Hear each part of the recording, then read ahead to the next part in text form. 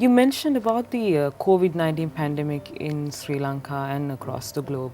So during this time period when the people were restricted to their homes, what did you all find when it comes to gender-based violence?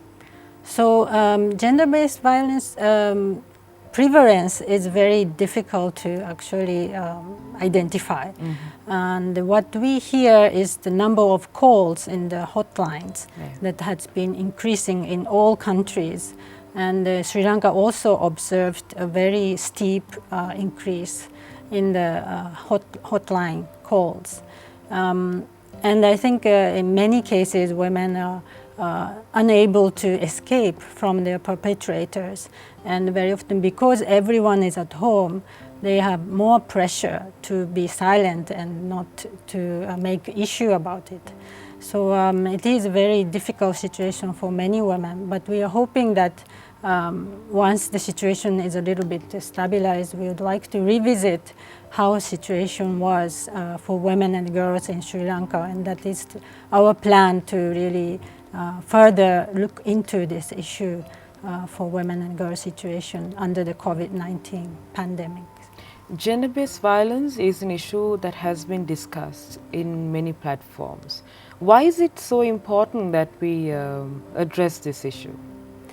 I would ask the audience that why not it's important, because globally 1 out of 3 women are experiencing gender-based violence, either sexual or physical violence. And that is a very huge number. And even if someone do not believe in women's rights or gender-based violence, but look at the economic impact of gender-based violence.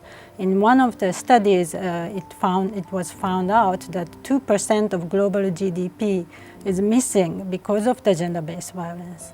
And there is a huge impact when women do not want to go to work because of the sexual harassment in public transport or harassment at work, and they cannot go to work because they are injured by the violence at home. There is economic impact as well. So it is often neglected, but it's a very critical human rights as well as the economic issues for the country. How come we have not understood the gravity of this issue, although it has been discussed in many platforms?